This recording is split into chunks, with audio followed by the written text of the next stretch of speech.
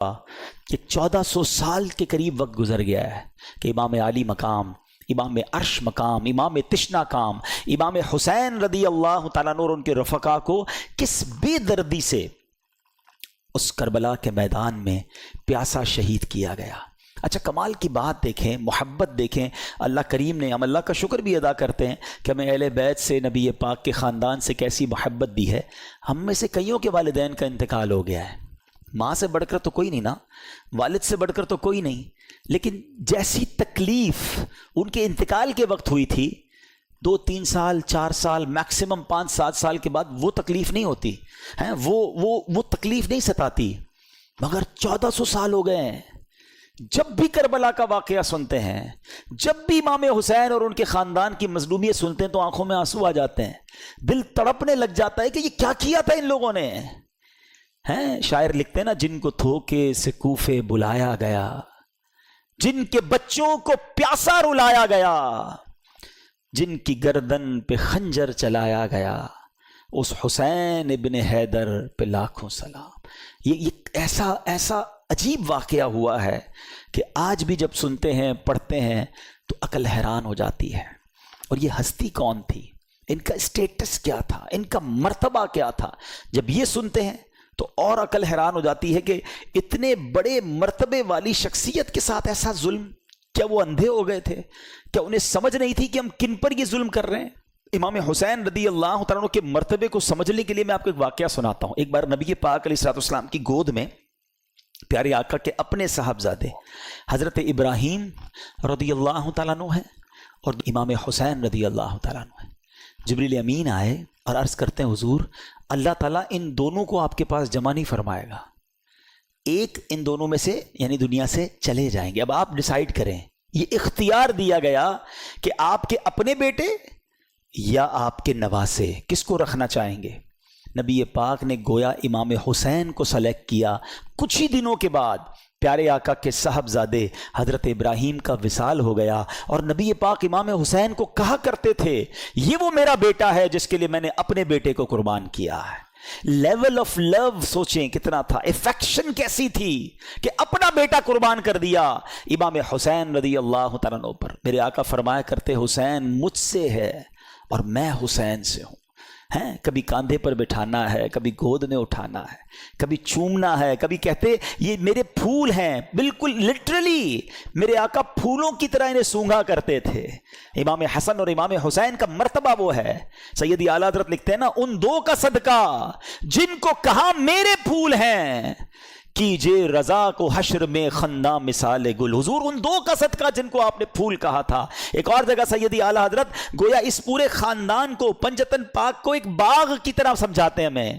کیا بات رضا اس چمنستان کرم کی، کیسا چمن تھا، کیسا کرم کا باغ تھا، کیا بات رضا اس چمنستان کرم کی، زہرا ہے کلی جس میں حسین اور حسن پھول۔ یہ کیسا خاندان ہے۔ نبی پاک اتنی محبت فرماتے، امام حسن رضی اللہ تعالیٰ کو ایک بار نبی پاک کاندھوں پر بٹھائے اور جا رہے ہیں، کسی نے کہا اے برخوردار کیسی تجھے سواری ملی؟ ایک صحابی کہتے ہیں کتنے خوش نصیب ہو اے حسن، تمہیں سواری کیسے ملی؟ کیونکہ نبی پاک کے کاندھے پہ ہے نا۔ سنو میرے آقا کیا کہتے ہیں، آقا کہتے سوار بھی کتنا اچھا ہے، اتنا پیار ہے اپنے نواسوں سے۔ پیارے آقا علیہ الصلوۃ والسلام کی حدیث مبارک جس کا مضمون ہے جو حسین سے بغض رکھے اس نے مجھ سے بغض رکھا۔ اتنے فضائل، اتنے نازوں سے پالا ہوا۔ اور پھر ایک اور عجیب بات بتاؤں آپ کو، حضرت امام حسین، اچھا پہلے ایک فضیلت کی بات اور سن لیں پھر وہ عجیب بات بتاتا ہوں۔ ہمارے گھر میں بچہ پیدا ہوتا ہے، ہماری خواہش ہوتی ہے کسی مولوی صاحب کو ڈھونڈیں، اذان دلوا دیں، کوئی اور نیک آدمی مل جائے تو ان سے گٹی دلوا دیں۔ شہد چٹا کے لوگ بچے کو چٹا دیتے ہیں یا کھجور چھوٹی سی کھلا دیتے ہیں، یہ تحنیک ہے اور یہ سنت ہے، کرنا چاہیے، اچھی بات ہے۔ آج کل تو ڈاکٹر الاؤ نہیں کرتے، لیکن امام حسین کی قسمت پر ہماری جانیں قربان۔ ویری فرسٹ جو خوراک آپ کے منہ میں جاتی ہے نا، ایسا نہیں تھا کہ ان کو شہد چٹایا گیا یا ان کو کھجور کھلائی گئی، امام حسین کی منہ میں نبی پاک نے اپنی زبان داخل کر دی۔ پہلی خوراک لعاب مصطفیٰ ہے صلی اللہ تعالی علیہ وسلم۔ آپ سوچئے سٹارٹ کیسا ہے کہ زندگی میں اگر پہلا کچھ لقمہ کھایا ہے یا کوئی چیز حلق کے نیچے جا رہی ہے تو وہ سرور کائنات علیہ الصلوۃ والسلام کا لعاب دہن ہے۔ اذان کس نے دی؟ آپ کے امام حسین کی کانوں میں اذان دینا بھی ان کی نصیب دیکھیں کہ ان کے کانوں نے پہلی آواز سنی اللہ اکبر، اللہ کا نام سنا، اور زبان تھی حبیب خدا کی۔ ہائے ہائے ہائے، کیا بیان کریں ہم؟ ہمارے پاس تو سچی بات بتاؤں، ہماری اوقات بھی نہیں ہے، ہمارے پاس نہ وہ الفاظ ہیں، نہ ہماری اوقات ہے کہ ہم حسنین کریمین اور اس گھرانے کی شان بیان کریں۔ ہم تو بس صدقہ لینے جمع ہوئے ہیں، خیرات لینے جمع ہوئے ہیں کہ کچھ ان کا ذکر کر لیں، اور وہ شاعر کہتے ہیں نا، کچھ نواسوں کا صدقہ عطا ہو، در پہ آیا ہوں بن کے سوالی۔ ہم تو صدقہ لینے جمع ہوئے ہیں، نہ ہماری اوقات ہے، نہ ہمارے پاس کچھ پیش کرنے کو ہے۔ تو یہ وہ ہستیاں ہیں۔ اور پھر عجب بات جو میں بتانا جا رہا تھا کہ آپ کی ولادت کے ساتھ ہی یہ خبر بھی نبی پاک علیہ الصلوۃ والسلام کو بتا دی گئی تھی کہ امام حسین شہید کیے جائیں گے۔ فرشتوں نے آ کر بتائی تھی، اور ایک فرشتے نے تو آپ کو اس جگہ کی مٹی بھی لا کر دکھائی کہ حضور یہ وہ جگہ ہے جہاں امام حسین کو شہید کیا جائے گا۔ یہ سب کیا تھا؟ اچھا، امام حسین کو خود بھی پتا ہے، بی بی فاطمہ کو بھی پتا ہے، اور مولا علی کو بھی پتا ہے، کئی صحابہ کو پتا تھا کہ شہید کر دیے جائیں گے، اور یہ بھی بتایا گیا کہ حضور آپ کی امت ہی شہید کرے گی۔ لیکن ایک بڑا، جس کو کہنا کہ ریلیونٹ کوسچن پیدا ہوتا ہے کہ پوری لائف میں کہیں پر بی بی فاطمہ نے نبی پاک علیہ الصلوۃ والسلام سے عرض کیا ہو کہ اے بابا جان، آپ حسین سے اتنا پیار کرتے ہیں، میرا بھی لخت جگر ہے، آپ اللہ کی بارگاہ میں دعا کریں یہ جو امتحان آپ نے بتایا آئے گا یہ ٹل جائے، حسین کو شہید نہ کیا جائے، اس کو اتنا ستایا نہ جائے۔ کبھی مولا علی نے دعا کے لیے نبی پاک سے عرض کیا ہو کہ حضور سارا مدینہ آپ سے دعا کرواتا ہے، اپنی مشکلیں حل کروانے کے لیے آپ اپنے نواسے کے لیے بھی دعا کر دینا۔ کسی نے دعا نہیں کروائی۔ What is the reason behind this? یہ بڑا امپورٹنٹ کوسچن ہے، اور یہی سمجھنا ضروری ہے۔ Everybody knows about the incident of Karbala, سب کو معلوم تھا کہ کربلا میں ہونا ہے، کچھ شہید ہونا ہے امام حسین نے، مگر کسی نے دعا نہیں کروائی، یا خود کی اس مصیبت کے ٹلنے کے لیے۔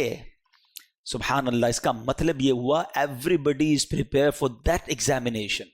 یہ سب تیار تھے اس امتحان کے لیے، یہ اپنے بچے کو پال رہے تھے شہید ہونے کے لیے۔ یہ ہے نبی پاک کا گھرانہ۔ کہتے نا شاعر، زباں پر شکوے رنجو علم لایا نہیں کرتے، نبی کے نام لیوا غم سے گھبرایا نہیں کرتے۔ اور یہ ہم سب کے لیے لیسن ہے۔ آج میں اپنے بیان میں صرف آپ کو واقعہ کربلا یا اس کربلا کے جو حقائق ہے وہ نہیں بتانے آیا۔ یہ تو کئی بار ہم نے سنے ہیں کہ کیسے لڑائی شروع ہوئی، تو کب پانی بند ہوا، تو پہلا وار کس نے کیا، تو پہلا شہید کون ہوا۔ یہ واقعات ہم سنتے رہتے ہیں، مگر فرق کیا پڑتا ہے میری اور آپ کی زندگی میں؟ ہم امپلیمنٹیشن کیا لے کر جاتے ہیں؟ ہم میں سے کئی وہ ہیں جن کی زندگی میں 40 بار عاشورہ آیا ہوگا، کسی کی زندگی میں 30 بار آیا، کسی کی زندگی میں 50 بار عاشورہ آیا۔ عاشورے کا دن اتنی بار آیا، فرق کیا آیا تمہاری زندگی میں؟ تم نے اپنی زندگی میں کیا سیکھا اس واقعے سے؟ آج ہم کچھ سیکھ کر اٹھے نا، کہ پیغام کیا دیتا ہے کربلا کا میدان، یہ واقعہ سکھاتا کیا ہے مجھے اور آپ کو؟ پہلا میسج یہ سمجھو کہ ہر بندہ تیار تھا امتحان کے لیے، اور آج ہم ہیں کہ چھوٹا سا امتحان آ جائے تو زبان پر شکوہ ہے، شکایات ہیں، کمپلینز ہیں، بس یار بہت پریشان، سر میں درد ہے کہ جاتا نہیں، پیٹ کا درد تڑپاتا رہتا ہے، بس ہر وقت کمر میں درد رہتا ہے، بھائی کاروبار بڑا ہی مندہ ہے، طبیعت میں مزہ نہیں ہے، بس یار پریشان ہوں، پتہ نہیں کیا زندگی کو ہو گیا۔ جس کو دیکھو کمپلینز ہیں، شکر نہیں ہے، اور آزمائش کے لیے پریپیئر بھی نہیں ہے، کیونکہ قرآن نہیں پڑھتے۔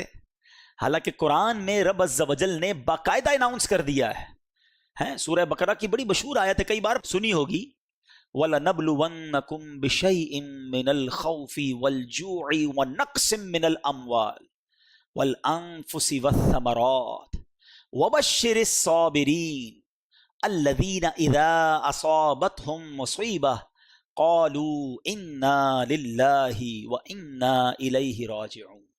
اچھا، اسی آیت سے پہلے جو آیت جہاں سے سٹارٹ ہوا، یہ ٹاپک سٹارٹ ہوا ہے، تو کیا فرمایا؟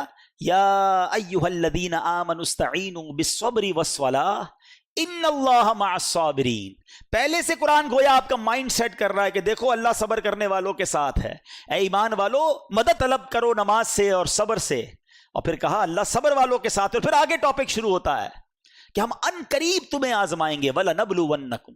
کن چیزوں سے؟ اچھا لسٹ بھی دے دی قرآن نے، تمہیں بھوک سے آزمائیں گے، غربت آ جائے گی، تمہارے پھل کم ہو جائیں گے، تمہارا مال کم ہو سکتا ہے، تمہیں خوف بھی ہو سکتا ہے دشمن کا، ڈیفیکلٹیز آ سکتی ہیں لائف میں.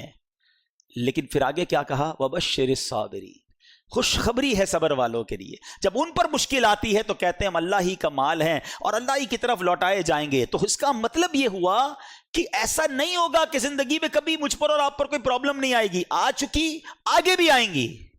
لیکن قرآن کہتا ہے خوشخبری ہے صبر والوں کے لیے کہ جب پرابلم آتی ہے تو پریپیئر ہوتے ہیں، اللہ کا شکر ادا کرتے ہیں، صبر کرتے ہیں. تو کربلا کا میدان، کربلا کا یہ انسیڈنٹ صبر کا درس دیتا ہے. آج سے نیت کریں کہ مشکلوں پر بے صبری نہیں بلکہ صبر کا دامن تھامیں گے، اللہ کی رضا پر راضی رہیں گے. اب آگے چلتے ہیں. یہ کربلا کا جب واقعہ ہوتا ہے تو امام حسین رضی اللہ تعالیٰ کو تو دھوکے سے بلایا گیا نا. آپ تو لڑنے تو گئے نہیں تھے، لڑنے کے لیے کون بچوں کو اور فیملی کو لے کے جاتا ہے؟ آپ کو تو باقاعدہ معزز مہمان کے طور پر بلایا گیا تھا کہ حضور آپ آئیں اور آ کر ہمیں بچائیں، ہم یزید کی بیعت نہیں کرنا چاہتے، ہم آپ کی بیعت کرنا چاہتے ہیں.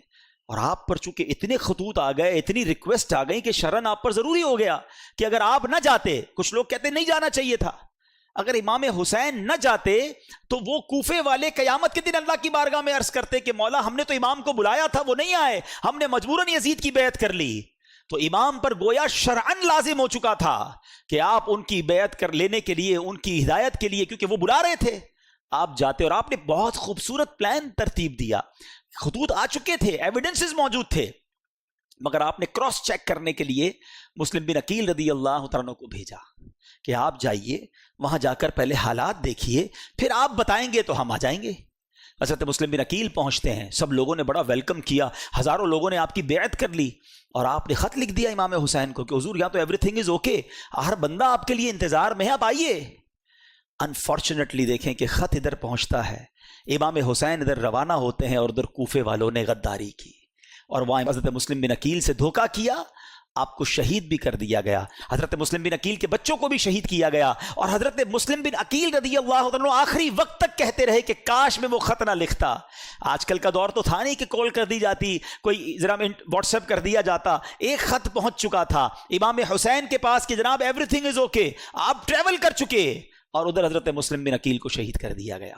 اب آپ جب کربلا کے قریب پہنچتے ہیں اور آپ کو ریزسٹ کیا جاتا ہے، آپ کو انٹرسپٹ کیا جاتا ہے جو یزیدی لشکر تھا. اب یہ لشکر 22,000 کا لشکر ہے. ایک بڑا ریلیونٹ کوسچن ہے کہ 72 لوگ ہیں جن میں بچے بھی ہیں، عورتیں بھی ہیں، ان سے لڑنے کے لیے یا ان کو گرفتار کرنے کے لیے اتنا بڑا لشکر کیوں بھیجا گیا؟ 1,000-2,000 آدمی بھیج دیے جاتے، کیونکہ یہ تو ویل ایکوپڈ بھی نہیں تھے، کیونکہ یہ جنگی ساز و سامان لے کر بھی نہیں گئے تھے، وہ سارے ایکوپڈ تھے، سارے جناب ساز و سامان کے ساتھ آئے تھے. تو جواب یہ ملتا ہے کہ وہ جانتے تھے کہ ان کی رگوں میں شیر خدا کا خون ہے، یہ اتنا آسانی سے ہاتھ نہیں آئیں گے. اگر یہ لڑنے پر آ گئے تو 2-4 ہزار تو مسئلہ ہی کوئی نہیں ان کے لیے ہے. تو اس لیے خوف کے عالم میں 22,000 کا لشکر بھیجا گیا. یہ کربلا کے اس واقعے سے ایک اور پیغام کیا ملتا ہے؟ پیغام یہ ملتا ہے کہ اس واقعے میں جو امام حسین رضی اللہ تعالیٰ عنہ کے جو قافلے والے تھے، تلواروں کے سائے تھے، دشمنوں کا خوف تھا، مگر سجدے تھے، تلاوت تھی، عبادت تھی. اور ادھر یزیدی لشکر میں ناچ تھے، گانے تھے، رقص و سرور تھا.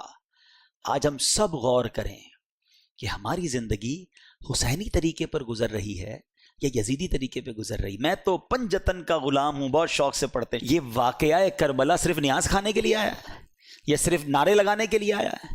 کچھ سیکھنا نہیں ہے، کچھ عمل نہیں کرنا کہ میں سارا سال یزیدی طریقے پر گزاروں؟ ان کی راتیں رقص و سرور میں گزری کربلا کے میدان میں بھی، اور ان کی راتیں تلاوت قرآن اور دعاؤں میں گزری. میری اور آپ کی راتیں کیسے گزر رہی ہیں؟ فلموں میں، گانوں میں، میوزک میں، اور کہتے ہیں پنجتن کا غلام ہوں.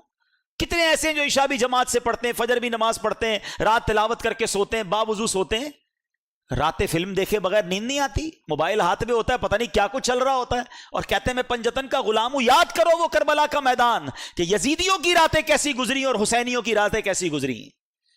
امام حسین کے چاہنے والے کی رات تو سبحان اللہ، میں سو جاؤں یا مصطفیٰ کہتے کہتے، کھلے آنکھ صلی اللہ کہتے کہتے. غور کیجئے، ہم سب نے قیامت کے دن ملاقات کرنی ہے امام حسین سے. کرنی ہے نا انشاءاللہ. ہماری تو تمنا ہے کہ ہمارا حشر ان کے ساتھ ہو, ہم وہیں ان کے پیچھے پیچھے جنت میں جائیں گے. مگر اگر وہاں کوشچن ہو گیا کہ تم کون سے طریقے پر زندگی گزار کر آئے, حسینی یا یزیدی, وی ہیو اینی آنسر؟ یہ غور کرنا ہے. اس کربلا کے واقعے میں 2 گروپس تھے, ہمیں ایک گروپ چوز کرنا ہے, اور حقیقتاً ہمیں امام حسین کے گروپ کو چوز کرنا ہے نا, ہمیں انہی کے فٹ اسٹیپ پر چلنا ہے, یزیدیوں کے پیچھے تو نہیں جانا نا. تو یہ غور کریں کہ اعمال ایسے ہیں کہ نہیں. ایک اور بڑی پیاری بات بتاؤں, 72 کربلا والوں میں سے ایک مرد واپس جاتا ہے, وہ ہیں امام زین العابدین عابد بیمار رضی اللہ تعالیٰ, ٹھیک ہے. ادھر ہزاروں واپس جاتے ہیں, یہاں تو سارے شہید ہو جاتے ہیں نا, ایک ہی واپس جاتا ہے. ایک بڑا ریلیونٹ کوسچن ہے, آپ میں سے بہت سارے دنیا کے کئی ملکوں میں گئے ہیں, کہیں کوئی ایک بندہ آپ کو ملا ہے آج تک جس نے یہ کہا ہو کہ میں اس یزیدی لشکر کی اولاد میں سے ہوں, کہ یار امام حسین سے اور ان کے ساتھیوں سے لڑنے گیا نا, میں ان کی اولاد میں سے ہوں؟ آپ کو ایک نہیں ملا ہوگا ایسا. ہزاروں واپس گئے, ان کی نسل کا, ان کی بات کرنے والا کوئی نہیں ہے. ایک حضرت عابد بیمار واپس آئے ہیں, آج دنیا کے کونے کونے میں آپ کو حسینی سید ملتے ہیں. یہ کیسے ہو گیا؟ ایک مرد واپس آیا اور نسل میں اتنی برکت. سبحان اللہ. اس سے کربلا کے اس واقعے سے سیکھنے کو ملا کہ جو چیز اللہ کی راہ میں قربان کی جائے اللہ اس میں برکت ڈال دیتا ہے. ہاں, وہ بڑی پیاری بات, بڑا خوبصورت جملہ پڑھا, کربلا کی کہانی بس اتنی سی ہے, یزید تھا حسین ہے, بس وہ ختم. اور امام حسین آج بھی کروڑوں دلوں پر حکومت کرتے. یزید کا نام لینے والا کوئی نہیں, کوئی اپنے بچے کا نام یزید نہیں رکھتا ہے, اور حسین کا نام رکھنے والے اور ان کا نام سر پر عزت کے ساتھ رکھنے والے اربوں, ہر وہ مسلمان نہیں ہیں. ہم تو یہ سمجھیں گے وہ کون سا مسلمان ہے جس کے دل میں امام حسین کی محبت نہیں ہے. اس میں امام حسین تو ہمارے ایمان کا حصہ ہیں. تو سمجھنے والی بات یہ ہے, سیکھنے والی بات یہ ہے کہ جو چیز, اب ذرا اس بات کو تھوڑی سی باریک باتیں سمجھیے گا, جو چیز اللہ کی راہ میں قربان کر دی جائے نا, اللہ اس میں برکت ڈال دیتا ہے. اب اس سے آپ اپنی ساری لائف کو ایزیوم کر لیں. اگر آپ چاہتے ہیں کہ آپ کی صحت میں برکت ہو, آپ اپنی باڈی کو, اپنے جسم کو اللہ کی راہ میں استعمال کریں, نماز پڑھیں, دین کے کام میں یوز کریں, اللہ آپ کی صحت میں برکت ڈال دے گا. آپ چاہتے ہیں آپ کی زبان میں برکت ہو, آپ کے الفاظ مؤثر ہو جائیں, اٹریکٹیو ہو جائیں, آپ اپنی گفتگو میں اللہ رسول کا نام لینا شروع کریں, درود پاک پڑھیں, ذکر اللہ کریں, تلاوت قرآن کریں, لوگوں کو اسلام کی نیکی کی دعوت دیں, اللہ آپ کی گفتگو میں برکت ڈال دے گا. آپ چاہتے ہیں آپ کے مال میں برکت ہو جائے, اللہ کی راہ میں مال خرچ کریں, اللہ آپ کے مال میں برکت ڈال دے گا. آپ چاہتے ہیں اللہ آپ کی اولاد میں برکت ڈال دے, آپ اپنی اولاد کو دین کے کاموں کی طرف لگائیں, اللہ اس میں برکت ڈالے گا, ان کے لیے نصیب اچھے کر دے گا. تو کربلا کا یہ پیغام ہے کہ جس چیز میں تم برکت چاہتے ہو اس چیز کو اللہ کی راہ میں قربان کرو, اللہ اس میں اور برکت ڈال دے گا. اب ایک اور میسج کربلا کا, جب امام حسین رضی اللہ تعالیٰ عنہ کو شہید کیا گیا, امام حسین گویا دنیا سے جاتے ہوئے میسج دے گئے کہ ہم تلواروں کے سائے میں بھی سجدے نہیں چھوڑتے. وہاں نماز قضا نہیں ہوئی. آج تمام حسینیوں کو, تمام پنجتن کے غلام کو, امام حسین کی نیاز بنانے والوں کو میسج ہے کہ کربلا والوں نے اس میدان میں نماز قضا نہیں کی, اور آج تمہاری پلنگ کے اوپر سوتے ہوئے نماز قضا ہو جاتی ہے. آج تھوڑی سی طبیعت خراب ہے یار, موڈ اچھا نہیں ہے, بس کل پڑھ لوں گا, بس اگلے جمعے سے نہیں چھوڑوں گا, ہماری نماز قضا ہوتی ہے. بتاؤ کیا جواب دو گے قیامت کے دن اگر امام حسین سے ملاقات ہو گئی اور انہوں نے پوچھ لیا کہ ہم نے تو کربلا کے میدان میں بھی نماز قضا نہیں کی اور تم اپنے گھر پہ نماز قضا کرتے تھے اور کہتے تھے میں پنجتن کا غلام ہوں؟ ہوگا کوئی جواب ہمارے پاس؟ آؤ آج کی مبارک رات یہ پکی سچی نیت کر کے جانا ہے کہ ایٹ اینی کاسٹ کچھ بھی ہو جائے آج کے بعد ہماری نماز قضا نہیں ہوگی. اچھا, جب سر انور کو نیزے پر اٹھا لیا گیا نا, ان یزیدیوں نے آپ کے مبارک سر کو نیزے پہ اٹھایا, تو اس وقت اس سر سے بھی تلاوت قرآن کی آواز آ رہی ہے. یہ امام حسین کی کرامت ہے. کیا خوبصورت شاعر امیر اہل سنت کے غالباً شعر آپ فرماتے ہیں, عبادت ہو تو ایسی ہو, تلاوت ہو تو ایسی ہو, سر شبیر تو نیزے پہ بھی قرآن سناتا ہے. یہ بھی پیغام تھا ہمارے امام کا کہ قرآن کتنا اہم ہے. مگر انفارچونیٹلی آج ہماری بہت بڑی تعداد کو صحیح تلفظ کے ساتھ قرآن پڑھنا بھی نہیں آتا.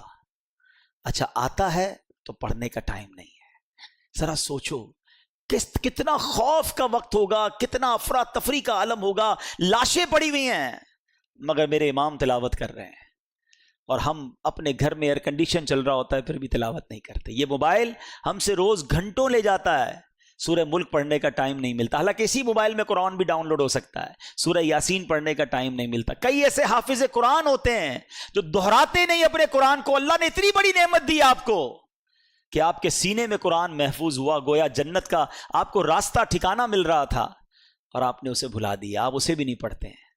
نہ کریں ایسا. حدیث پاک کا مضمون ہے وہ دل ویران ہے جس میں کچھ قرآن نہیں ہے. ہم سب کے لیے کوسچن ہے کہ میرے دل میں کتنا قرآن ہے, میں کتنا روز قرآن پڑھتا ہوں. آؤ پلیز, یہ پیغام ہے کربلا کا. امام حسین کی روح بھی بہت خوش ہوگی. گفٹ دینا چاہتے ہو نا اپنے امام کو, ہیں ایصال ثواب کرنا چاہتے ہو, لنگر بنا کر, کھچڑا بنا کر اور جناب نیاز بانٹ کر ضرور کریں, مگر اس بار تھوڑا وہ پنجابی میں کہتے ہیں نا ذرا وکھرا, ذرا ہٹ کے آؤ, ذرا ایصال ثواب بھی کریں کہ کھچڑا ضرور بنائیں, نیاز بھی بنائیں, مگر اس بار نیازی کے ساتھ ساتھ نمازی بن کے ہم امام حسین کو ایصال ثواب کریں. ہیں ہم پہلے نمازی ہیں پھر نیازی ہیں, تو نیت کریں انشاءاللہ کہ اب روزانہ قرآن پڑھیں گے انشاءاللہ. ہاں, یہ عاشورے کا دن ٹرننگ پوائنٹ بنے نا میری زندگی میں, تو فائدہ ہوا نا کہ میں نے کربلا کے انسیڈنٹ سے یہ سیکھا کہ وہ وہاں نہیں چھوڑتے تھے تلاوت میں, یہاں چھوڑ رہا ہوں اور پھر کہتا ہوں پنجتن کا غلام ہوں. پلیز قرآن سے دوستی کر لیں. اب آتے ہیں ایک اور میسج. امام حسین کو انفسائز کیا گیا, آپ کو بہت زیادہ پریشرائز کرنے کی کوشش کی گئی کہ آپ یزید کی بیعت کر لیں. ایک ہی تو مطالبہ تھا نا. اچھا, آج میں اور آپ مدینے جانے کے لیے کتنا ترستے ہیں. امام حسین تو پیدا ہی مدینے میں ہوئے تھے, پھر بھی مدینہ چھوڑنا پڑا. پہلے مکے آ گئے, 5 مہینے مکے میں رہے آپ تاکہ کوئی کسی طرح معاملہ ٹل جائے, لیکن جب اس کے بعد بھی معاملہ نہیں ٹلا اور کوفیوں کے لیٹر آتے رہے تو پھر آپ کوفہ گئے. مدینہ چھوڑنا پڑا, سب کچھ چھوڑنا پڑا, خاندان چھوڑنا پڑا, پھر شہید بھی ہو گئے. جب اتنا زیادہ برڈن ہونا, یعنی کسی کے سر پر کوئی پستول رکھ دے, تو شریعت بہت ساری چیزوں کی اجازت دے دیتی ہے کہ جب جان جانے کا خوف ہو تو کئی ایسے کام جو حرام ہوتے ہیں وہ حلال ہو جاتے ہیں فار دا ٹائم بینگ. اس کی پوری تفصیل ہے. یعنی اگر کوئی کسی کے ماتھے پر پستول رکھ کر معاذ اللہ کہے کفریہ کلمہ کہہ دو, تو جان چونکہ بڑی اہمیت ہے اسلام میں, تو ایک لیول ایمان کا وہ ہے کہ بندہ شہید ہو جائے, کہ نہیں کہتا, لیکن اجازت شریعت یہ دیتی ہے کہ وہ دل میں ایمان رکھ کر زبان سے کوئی ایسا جملہ کہہ دے جس سے اس کی جان بچ جائے, مگر دل میں ایمان ہونا ضروری ہے. یعنی میں سمجھا رہا یہ چاہ رہا ہوں کہ ایسی پوزیشن میں بہت سارے کاموں کی اجازت مل جاتی ہے. تو امام حسین بھی کمپرومائز کر لیتے, کیوں اب پورے خاندان کو شہید کروا دیا؟ یہ ریلیونٹ کوسچن بنتا ہے. مگر میرے امام جانتے تھے کہ اگر آج میں نے کمپرومائز کر لیا نا تو پھر نانا کی ساری امت کے لیے ایک مثال بن جانی ہے کہ جب حسین کمپرومائز کر سکتے ہیں تو پھر تو ہم بھی کر سکتے ہیں. آپ نے باطل کے آگے سر نہیں جھکایا, سر کٹا دیا, نانا کے دین کو سر بلند کر گئے. یہ میسج ہے ہم سب کے لیے, ان تمام لوگوں کے لیے جو آج چھوٹی چھوٹی باتوں پر کمپرومائز کر رہے ہیں. ارے جناب کیا کریں, پورے سبھی لوگ جھوٹ بولتے ہیں, سچ کا زمانہ نہیں, تھوڑا بہت جھوٹ تو ہم بھی بول لیتے ہیں. کمپرومائز کیا نا, ساری مارکیٹ ملاوٹ کرتی ہے جناب, جھوٹ بول کر کاروبار کرتی ہے. میں نہیں کروں گا تو جناب میرا مال نہیں بکے گا, ہماری مارکیٹ کے لیے کرنا پڑتا ہے. کر لیا کمپرومائز. بچے کی شادی ہے, کیا کریں, پورے خاندان والوں کا رسم و رواج ہے, نہیں کریں گے تو خاندان والے ناراض ہو جائیں گے, ہمیں کنجوس سمجھیں گے, منہ دینا پڑتا ہے جناب خاندان والوں کو. ناچ گانے کر لیے, حرام کام کر لیے, کر لیا کمپرومائز. ارے دوستوں میں بیٹھتا ہوں بھائی, سارے دوست اب تاش کھیلتے ہیں, سارے روز جوا کھیلتے ہیں, اب پتہ نہیں کمپیوٹر پر کیا کیا کر رہے ہوتے ہیں. تھوڑا بہت مجھے بھی پر کمپنی دینی پڑتی ہے ورنہ سب مذاق اڑائیں گے, تھوڑا بہت تو کرنا پڑتا ہے. کر لیا کمپرومائز. یہی تو امتحان تھا تمہارا. وہ کربلا کے میدان میں جان لٹا گئے, کمپرومائز نہیں کیا. لوگ کہتے ہیں ہماری کنٹری میں کرنا پڑتا ہے, کیا کریں, جاب ایسی ہے نماز کا ٹائم نہیں ملتا, کیا کریں, جاب ایسی ہے اس میں روزہ نہیں رکھ سکتے. کچھ لوگ کہتے ہیں جاب ایسی ہے داڑھی نہیں رکھ سکتے. تم کمپرومائز کر رہے ہو چند پیسوں کی خاطر, ہے دنیا کی خاطر. میرے امام نے کربلا کے میدان میں سکھایا تھا کہ باطل کے آگے سر نہیں جھکانا. تم ایک جگہ سے تم یہ سمجھتے ہو کہ یہ جاب چھوٹ جائے گی نماز کے لیے, ارے تم چھوڑ دو ایسی جاب, اللہ تمہیں ایسی 10 اچھی جاب عطا فرما دے گا. ایک در بند ہوگا, اللہ تمہارے لیے 10 در کھول دے گا. ہمت تو لاؤ اپنے اندر. پھر کہتے ہو میں پنجتن کا غلام ہوں, اور ہر بات میں کمپرومائز, ہر چھوٹی بات میں پھسل جاتے ہیں. کیا کریں, چلتا ہے, نہیں چلے گا بھائی. وہ چیز نہیں چل سکتی جس میں میرے اللہ اور اس کے رسول کی ناراضگی ہے، جس میں میں کربلا والوں کے طریقے سے ہٹ رہا ہوں، یزیدی کام کروں اور کہوں میں پنجتن کا غلام ہوں۔ سیکھو اس بات سے۔ بریلی کے تاجدار امام اہل سنت کا ایک شعر اللہ کرے دل پر نقش ہو جائے، کہتے کروں مدح اہل دول رضا، پڑے اس بلا میں میری بلا، میں گدا ہوں اپنے کریم کا، میرا دین پارائے نہ نہیں، میرا دین روٹی کا ٹکڑا نہیں ہے تھوڑے پیسوں کے لیے بیچ دوں۔ اب یہ تمہارا امتحان ہے کہ بہت سارا نفع نظر آ رہا ہے، ایک ڈیل آ رہی ہے جس میں پیسے بہت ہیں مگر ہے حرام، اللہ کی ناراضگی والی ڈیل ہے، فوراً مل جائیں گے پیسے۔ اب تمہارا امتحان ہے کہ یزیدی ہو یا حسینی ہو، اپنے دل سے پوچھو کہ یہ کام کروں گا تو کیا اللہ اس کے رسول اور اہل بیت راضی ہوں گے، یا یہ پیسے پکڑ لوں؟ نہیں، اب ٹھکراؤ اسے اور کہو میں گدا ہوں اپنے کریم کا، میرا دین پارائے نہ نہیں۔ بڑا دل تھا، بڑا ارمان تھا، ایک شوق تھا جو پورا کرنے کا موقع آ گیا، مگر وہ حرام کام کے ذریعے پورا ہو رہا ہے، نہیں کرنا۔ یہی تو تمہارا امتحان ہے نا، یہ کربلا کا پیغام ہے کہ تمہیں وہ کام سے اپنے آپ کو بچانا ہے، کمپرومائز نہیں کرنا ہے، غلط کام کی طرف آگے نہیں بڑھنا ہے۔ اگر تم واقعی پنجتن کے غلام ہو، خدا را اس بات کو سیکھیے اور اپنی زندگی میں یہ سٹرونگنس لائیے۔ آئیں گے ایسے امتحان اور آتے رہتے ہیں، وہی تو امتحان ہے کہ جب تمہارے سامنے حرام آیا اور تم نے اللہ اور اس کے رسول کی رضا کے لیے اسے ٹھکرا دیا۔ اعلیٰ حضرت فرماتے ہیں نا، انہیں جانا، انہیں مانا، نہ رکھا غیر سے کام، للہ الحمد میں دنیا سے مسلمان گیا۔ یہ تو ہماری زندگی کا فوکس ہونا چاہیے۔ فیملی راضی ہو جائے، دوست راضی ہو جائے، خاندان والے راضی ہو جائیں، ارے سیٹ راضی ہو جائے، چھوڑو، پہلے دیکھو اللہ اور اس کا رسول راضی ہے کہ نہیں۔ وہ راضی ہے تو بس سب ٹھیک ہو جانا ہے۔ تم سب کو راضی کرنے کے چکر میں اپنے اللہ کو، اللہ کے حبیب کو ناراض کر رہے ہو، ایسا نہ کرو۔ یہ کربلا کا پیغام ہے۔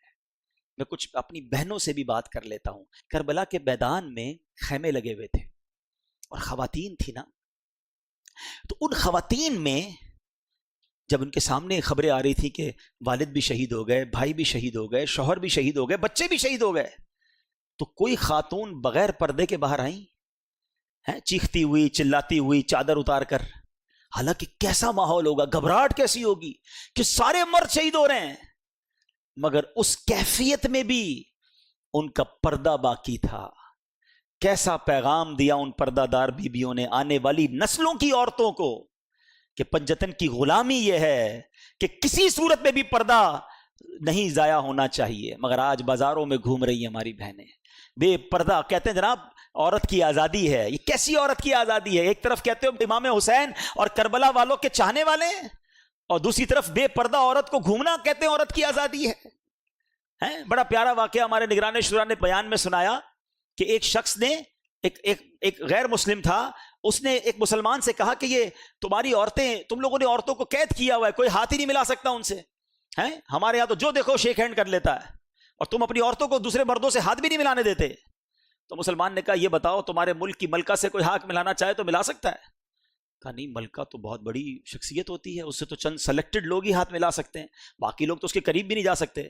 کہ تمہارے ملک میں ایک ملکہ ہے، ہماری ہر عورت کو ہم نے ملکہ کا درجہ دیا ہے، ہماری ہر عورت کی عزت ہے، ہماری ہر عورت سے صرف وہی ہاتھ ملا سکتا ہے جس کو شریعت اجازت دیتی ہے، باقی ہر ایرا غیرہ نتھو غیرہ ہماری عورت کو ٹچ نہیں کر سکتا۔ یہ اسلام نے ان کو مقام دیا تھا، مگر ہم چاہتے نہیں جناب وہ مقام چھین لیا جائے اور عورتوں کو ان وحشت ناک لوگوں کے حوالے کر دیا جائے، اور کہتے ہیں یہ آزادی ہے۔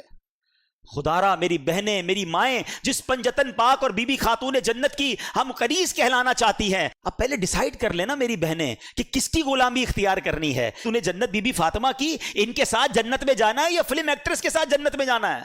جنت میں کیا جائیں گے؟ بعد اللہ جہنم میں۔ خود سوچیں کہ ہم کس کے پیچھے چل رہے ہیں، یہ کدھر لے کے جا رہا ہے معاشرہ ہم کو۔ کربلا کا یہ پیغام میری بہنوں کے لیے ہے کہ وہ جو بیبیاں تھیں وہ پردہ دار تھیں، آپ بھی پردہ دار رہیں۔ اور آخری باتیں تو بہت ساری ہیں لیکن وقت کافی ہو گیا، اب آخری بات، امام حسین کی سیرت سے ایک اور بات سیکھنے کو ملتی ہے، کسی پر ظلم کرنا حسینی طریقہ نہیں ہے۔ اچھا ہم پتہ کیا سمجھتے ہیں؟ ہم سمجھتے ہیں ظلم جو ہے نا قتل کرنا ہی ہے۔ میں کہاں ظلم کرتا ہوں، میں نے کب کسی کو قتل کیا، کسی کی ٹانگیں نہیں توڑی۔ یہ بھی ایک بڑا عجیب کانسیپٹ ہے۔ ہاں، ظلم صرف کسی کو قتل کرنے، کسی کا سر پھوڑنے اور کسی کو جناب زد و کوب کرنے کا انعام نہیں ہے۔ ظلم کے بارے میں چند باتیں بتاتا ہوں. آستینیں چڑھائیں, کسی کی طرف لپکے, اس کو ڈرایا, یہ بھی ظلم ہے. کسی کو گھور کر دیکھا, وہ سہم گیا, یہ بھی ظلم ہے. مذاق اڑایا کسی کا, نام رکھتے ہیں نا, ٹنگنا, کالا, موٹا, چھوٹا, عجیب عجیب نام رکھے ہوئے ہیں, یہ بھی ظلم ہے. جی جناب, کسی کا جوئے کے ذریعے مال بٹور لیا, یہ بھی ظلم ہے. سود کے ذریعے مال لے لیا, یہ ظلم ہے. ناپ تول میں کمی کر کے مال چھین لیا, یہ بھی ظلم ہے. رشوت لی, جو ظلم ہے. والدین کو ستایا, ظلم ہے. پڑوسی کو تکلیف دی, ظلم ہے. رات کو شور شرابہ کر کے, نائٹ کرکٹ کھیلنے والوں, ساری رات شور مچا کر لوگوں کی نیندیں برباد کرنے والوں, یہ بھی ظلم ہے. ظالم یزید تھا. بتاؤ اب کس طریقے پر چلنا ہے؟ ہاں سوچو. غلط پارکنگ کرتے ہیں, سوچتے بھی نہیں نا, بیڑا جو ہوتا ہو دیکھا جائے گا, میرا کام تو ہو جائے. چاہے بیچارہ وہ گھر سے نکل ہی نہ سکے, اس کا دروازہ لاک کر دیا, یہ بھی ظلم ہے. بہتان لگایا, الزام لگایا, ظلم ہے. ظلم ہوتا ہے, چاہے چھوٹا ہو یا بڑا ہو. ظلم کرنا یزید کا طریقہ ہے, حسین کا نہیں, رضی اللہ تعالیٰ عنہ. اب سوچ لو کہ ہم کس پیرائے میں زندگی گزار رہے ہیں. ہمیں اگر کسی کے ساتھ ہم نے یہ ظلم کیے ہوئے ہیں نا, تو ہمیں معافی مانگنی ہوگی. ہمیں تھوڑا سا دل بڑا کرنا ہوگا. ادھر مانگ لو ورنہ ادھر پچھتائیں گے, ادھر کچھ بھی نہیں بن سکے گا. میں آج ایک واقعہ پڑھ رہا تھا, کیا واقعہ ہے, اور اس نے ہلا دیا نا. حالانکہ یہ واقعہ صحابہ کرام کے ساتھ ہوا, مگر دیکھو یہ ہوتی ہے معافی. ہوا یہ, حضرت ابو ذر رضی اللہ تعالیٰ, ان کو ایک صحابی نے دیکھا کہ وہ اپنے غلام کے ساتھ ہیں. ان کے کپڑے بھی ویسے ہی, غلام کے بھی ویسے ہی, کوئی فرق نہیں, بالکل ایک جیسا ہی اسٹائل, کھانا پینا بھی ایک جیسا. تو کہا, ابو ذر آپ کیسے کپڑے پہن کے گھوم رہے ہیں؟ کہتے میرے ساتھ ایک واقعہ ہوا. میں خلاصہ عرض کر رہا ہوں, ویسے بخاری شریف میں یہ حدیث موجود ہے, اور پھر اس کی شرح میں علماء نے اور بھی بہت کچھ لکھا. کہتے میرے ساتھ ایک واقعہ یہ ہوا کہ میں نے حضرت بلال رضی اللہ تعالیٰ عنہ کو, کوئی بات چیت ہوئی ہوگی, تو کہہ دیا کہ اے کالی ماں کے بیٹے, کیونکہ آپ بلیک تھے, آپ افریقن تھے, غلام تھے, کسی بات پہ انہوں نے کہہ دیا. حضرت بلال کو بہت زیادہ دکھ ہوا. وہ پہنچ گئے نبی پاک علیہ السلام کے پاس, کہا حضور, حضرت ابو ذر نے مجھے ایسا کہا ہے. پیارے آقا علیہ السلام نے حضرت ابو ذر سے صرف یہ فرمایا کہ لگتا ہے ابھی تک تمہارے اندر وہ جہالت کے زمانے کی کچھ چیزیں باقی ہیں. خلاصہ عرض کر رہا ہوں, حضرت ابو ذر رونے لگے, اتنا روئے, اتنے پریشان ہوئے کہ باہر گئے اور حضرت بلال سے کہا, بلال جب تک تم میرے منہ پر اپنا پیر نہیں رکھو گے میں سمجھوں گا مجھے معافی نہیں ملی ہے. یہ کیسی معافی تھی, یہ کیسی ندامت تھی. اور اس کے بعد نبی پاک علیہ السلام نے کچھ اس طرح فرمایا کہ غلام تمہارے بھائی بہنوں کی طرح, ان کو اپنی طرح ہی رکھو. تو کہتے ہیں اس دن سے اب میں اپنے غلاموں جیسا ہی لباس پہنتا ہوں, ان کے ساتھ ہی کھاتا ہوں, ان جیسی لائف اسٹائل گزارتا ہوں. یہ جگرا تھا نا کہ اگر غلطی ہوئی تو فوراً معافی بھی کیسی مانگی. آج ہمارے دوستوں کو, غریبوں کو جو جی چاہتا ہے کہہ کے گزر جاتے ہیں, ارے یار کوئی بات نہیں, چلتا ہے, اس کا تو ایسا ہی ہے معاملہ, کیا کر لے گا, نوکری ہے نا میرا, غریب ہی ہے بیچارہ, کیا کر لے گا. نہیں میرے میٹھے اسلامی بھائی, وہ بھی دل رکھتا ہے. حضرت بلال چلے گئے تھے نا نبی پاک کے پاس, وہ اللہ کی بارگاہ میں آج بھی ہاتھ اٹھا کے جا سکتا ہے کہ یا اللہ اس نے میرا دل دکھایا ہے. پھر یاد رکھنا تتر بتر ہو جاؤ گے. ہم نے چلتے کاروبار تباہ ہوتے دیکھے ہیں, چلتی صحت ختم ہوتے دیکھی ہے. ویسے میں ایک مشورہ دے دیتا ہوں, اگر آپ کو فیل ہو نا کبھی زندگی میں یار everything is going very well, کاروبار بھی ٹھیک تھا, فیملی بھی ٹھیک تھی, عزت بھی بڑی تھی, اچانک ایک ایک کر کے چیزیں ختم ہو رہی ہیں, گھر والوں میں لڑائیاں ہو رہی ہیں, میری صحت خراب ہو رہی ہے, کاروبار بگڑتا جا رہا ہے, کچھ گڑبڑ ہے, تو چیک کر لینا کبھی کہیں کسی کا دل تو نہیں دکھا دیا, کسی کی ہائے تو نہیں لے لی. ہاں یہ ایک ہائے جو ہے نا یہ عرش تک جاتی ہے. مظلوم ہاتھ اٹھائے تو اللہ کے عرش تک اس کی پکار جاتی ہے, اور پھر مظلوم کے ساتھ رب ہو جاتا ہے, پھر ظالم کو ٹھکانہ نہیں ملتا. ہمیں بعض اوقات تو پتہ بھی نہیں ہوتا ہم ظلم کر رہے ہوتے ہیں. میں نے کہا نا یہ ساری باتیں تو ظلم میں کبھی آپ نے کاؤنٹ ہی نہیں کی ہوں گی. ہم تو ظالم کہتے ہیں اس کو جو پستول اٹھا کے کسی کو قتل کرتا ہے. ارے بھائی پستول کا وار کم تکلیف دیتا ہے جو زبان کا وار تکلیف دیتا ہے. عربی کا مقولہ ہے کہ تلوار کا وار تو ابھی بھی انسان سہ سکتا ہے, بعد میں ٹھیک ہو سکتا ہے, زبان کا وار جو ہے نا وہ انسان کو ٹکڑے ٹکڑے کر دیتا ہے. اور کئیوں کی زبان تو ہمیشہ انگارے ہی برساتی ہے. تو ہے کربلا والوں سے محبت کرنے والوں, اپنی زبان نرم کرو, اپنی عادتیں نرم کرو. لڑائی جھگڑے اور لوگوں پر ظلم نہیں ہونا چاہیے, اور اگر کہیں ہو گیا ہے نا تو اس واقعے سے سبق حاصل کرو, مانگ لو معافی. بلے تمہارا مرتبہ بڑا ہے, تم سیٹھ ہو وہ نوکر ہے, تم باپ ہو وہ بیٹا ہے, تم چودھری ہو علاقے کے بڑے ہو اور وہ غریب تمہارا پڑوسی رشتہ دار ہے, کوئی بات نہیں, مانگ لو آج معافی. ورنہ قیامت کے دن اگر وہ کھڑا ہو گیا نا اللہ کی بارگاہ میں, پھر دینے کو کچھ نہیں ہوگا. پھر ادھر پیسے نہیں, نیکیاں دینی پڑیں گی, وہ ہے ہی نہیں ویسے ہمارے پاس. تو اللہ کرے کہ آج اس کربلا کے واقعے سے ہم یہ جو میسیجز مل رہے ہیں ہمیں, یہ ہم سیکھیں اور اپنی ذات میں امپلیمنٹ کریں. اللہ کربلا والوں کی قبروں پر کروڑوں رحمتوں کی بارش نازل فرمائے.